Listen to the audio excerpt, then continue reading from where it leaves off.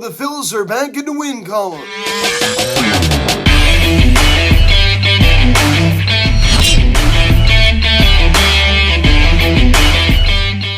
Yo, what is going on, everybody? Welcome to Phillies Hot Stove Media. Terry capping last night's game between the Phillies and the Cincinnati Reds as the Phillies defeat the Reds by a final score of 4-1 as they take the first game in this four-game series. Noah Syndergaard with probably his best start in the Phillies uniform, going 7 strong innings. Nick Castellanos also going yard and driving in one on an RBI double. Now, guys, before we get into this video, please subscribe if you have not yet. Please share and engage the bell. Please like this video, comment on this video, share this video, and let's get into this. So a great way to start off this four-game series. I mean, you got the string of bad teams coming up. You got the Pittsburgh Pirates coming to town this weekend, so you have to take advantage. Bryce Harper likely coming back on Sunday. Think about that. Aaron Max Harper will be returning to the lineup most likely on Sunday. Think about that. He's been out almost 2 months, so he's going to start rehabbing tonight in Lehigh Valley. I mean, I'm just so excited for that. So the former Cincinnati Red doing some damage against his former squad last night, Nick Castellanos. So it was nice to see that hanging breaking ball. He absolutely just destroys out to center field. Now, granted, Noah Syndergaard was going against a pretty pitiful ball club, but he still did his job pretty well. So as I said, probably his best start in a Phillies uniform, that is for sure. Is pick up the scoring summary here in the bottom of the second inning. Nick Castellanos homers on a flying ball to center field, his 12th of the season, a solo shot, and it's 1-0 Phils. So he absolutely just destroyed a hanging breaking ball from Luis Cessa, the former New York Yankee. So how about that? So that was an absolute bomb. So 1-0 Phillies. And we pick it up here in the same inning. Bryson Stott gets a hold of one as he homers on a fly ball to right field. That ball was absolutely crushed. That got out of there in a hurry. And it's now 2-0 Phillies. So they go back-to-back. Bryson Stott's 8th home run of the season. So he absolutely crushed that one, folks, to give the Phillies a 2-0 lead. So, of course, this game was delayed quite a bit, about an hour, right? I mean, about an hour. Of course, the rain in the area certainly had a big impact in last night's ball game. Certainly was some scattered showers last night in the Philadelphia area. And we pick it up here in the bottom of the third inning. Nick Castellanos does it again as he doubles on a line drive the other way to right field. His 26th of the season. And JT Muto crosses the plate as it's now 3-0 Phils. So Nick Castellanos driving in 2 last night. So 26 doubles now in the year for him, right? So, he certainly had a productive night last night. He just didn't hit, 2 measly singles. I mean, the home run and the double. Then we pick it up here in the top of the 5th inning. This would be the only scoring of the ball game for the Reds as Austin Romine homers on a fly ball to left field, his first of the season off of Noah Syndergaard. And it's now a 3-1 ball game. So that really wasn't that big of a deal. Honestly, that was probably the biggest mistake by far Noah Syndergaard made last night in his start. Right? He was very, very good. Not a start where he's not really ranking up the strikeouts, but that's okay, right? As I said, he's changed as a pitcher. He has changed as a pitcher since coming Tommy John. He's lost a good amount of velo on that fastball, so he's had to reinvent himself as a pitcher. I think he's done a pretty good job at that.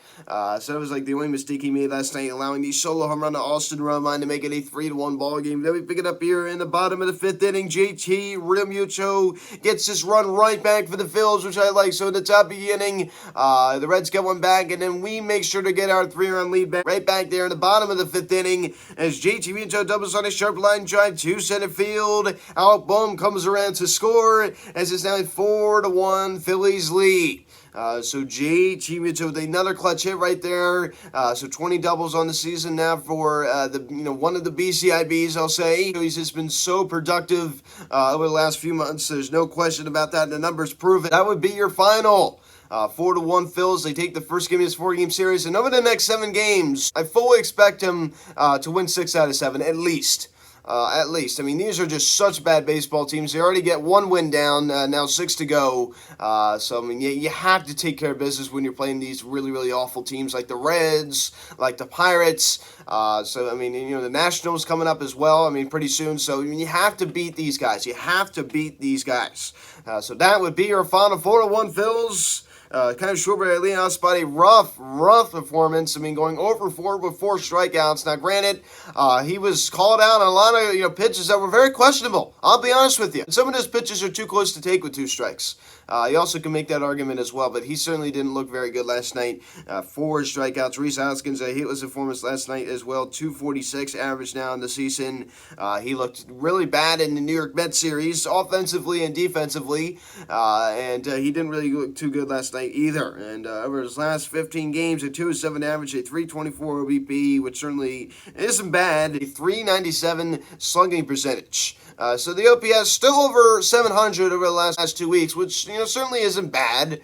But I mean, a 207 average certainly ain't pretty, that's for sure. Alec Bohm, a 3-hit night last night after he has the 6 RBI day on Sunday. Comes back the very next day and has a 3-hit night. Also scoring one of the Phillies runs as well. A 292 average now for Alec Bohm. He continues to just be so productive. He's 737 OPS over his last 7 games. A 355 average, a 355 on base percentage, and a 613 slugging. So an OPS just about near 1,000 the last week, and this is a guy that looked like he was cooling off for a while, but he has finally started to pick it up again. So Alec Bohm, keep it up, my friend. And JT Realmuto, 2 knocks last night, the RBI double to get the run back for the Phils there in the bottom of the 5th inning. His 28th double of the season, and also scoring a run as well. 268 average for JT Realmuto, and he now has 57 RBIs on the season and a 782 OPS. So I'd love to see him finish out this year with an 800 OPS. Wouldn't that just be amazing, right? As a catcher to have an 800 OPS, certainly is not easy to do. It's just amazing how productive this guy is as a catcher. A 357 average, a 400 base percentage, and a 500 slugging over the last week. Over his last 15 games, 321 average, 356 on base percentage to go along with a 643 slugging. And over his last 30 games, 339, 400 on base percentage, and a 624 slugging percentage. So think about that for a second. So in 1,024 OPS over the last month, and he's almost hitting 340. I mean, that's how good JT Realmuto has been. He's put up MVP numbers over the last, month and a half or so. He really, really has. He's been incredible. He's just been absolutely incredible what this guy's done. I just love him. You have Bryce Harper going down with an injury. You have Alec Bohm stepping up in a big way. You have JT Realmuto stepping up in a big way. You have all these guys contributing, really, really stepping up. Kyle Schwarber, for a while there was stepping up right after the Bryce Harper, fractured left thumb. So it's nice to have other guys step up and carry the load. That's what needs to happen. Hopefully this continues even when Harp does come back. Nick Castellanos, 2 knocks last night. The solo home run, the hanging breaking ball he absolutely destroyed, and the RBI double as well. So he certainly had a productive night last night driving into Bryson Stott. Only one hit was a big one, the home run to right field. That certainly was not a cheapie. The 2 home runs we did hit last night certainly were not cheap. That is for sure.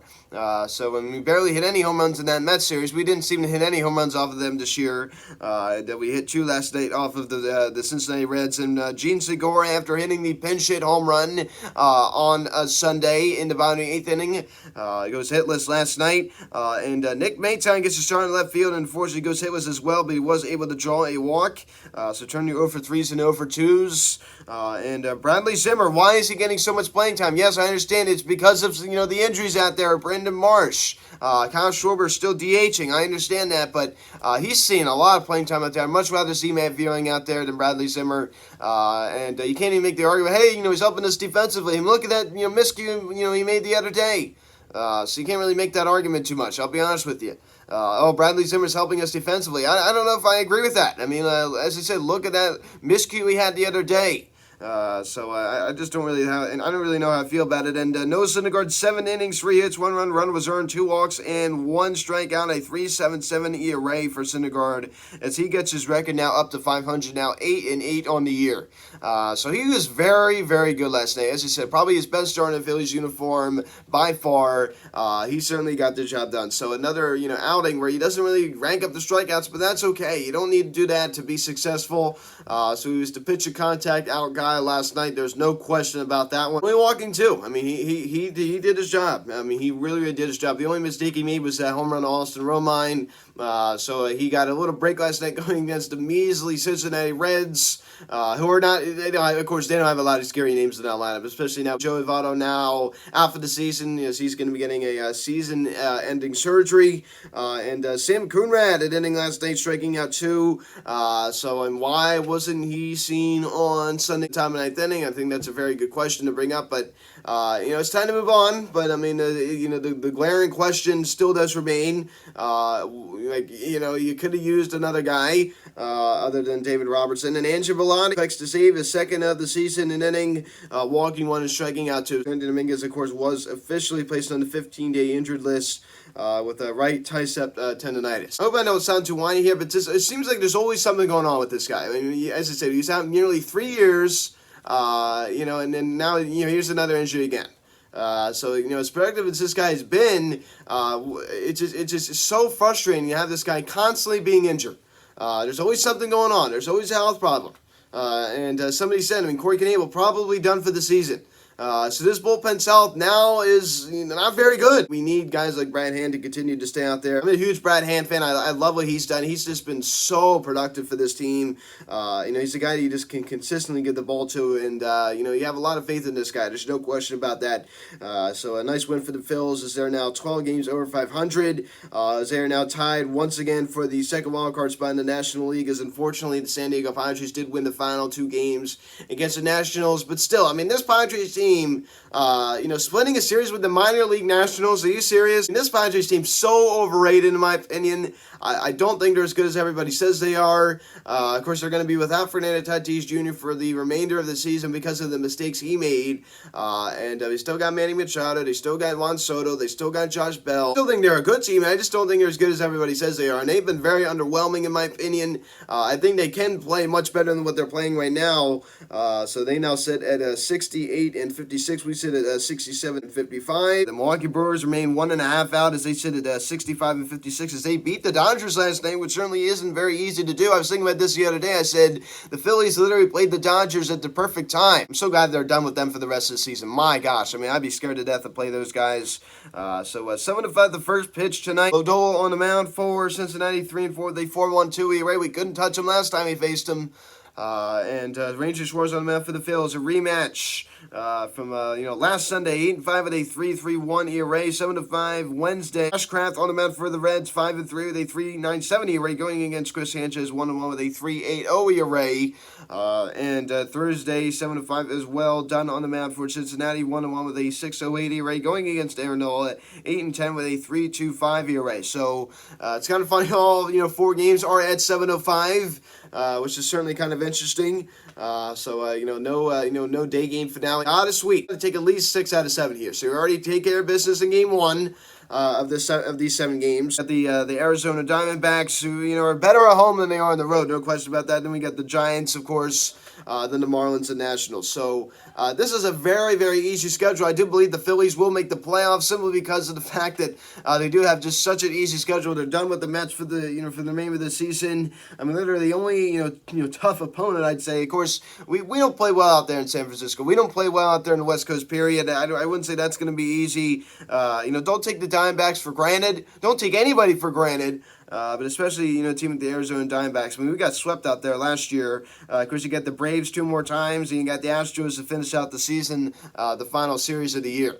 There's a few teams in there that may be a little bit tough, but I'm not too worried about it. I do think this Phillies team will make the playoffs, simply because of the easier opponents we have to face. You go take a look at a team like the San Diego Padres. They have to face the Dodgers 9 more times. 9 more times. And granted, they didn't really have any other, tough opponent, I'll say, other than that. The Kansas City Royals, after they finish up this Cleveland Guardians series, they go along with the San Francisco Giants, Arizona Diamondbacks. They still have to face the Cardinals. That's not going to be easy. Playing pretty good baseball right now. Albert Pujols, like what he's doing. And Seattle Mariners. I definitely say that they have a tougher schedule than we do to finish out the season.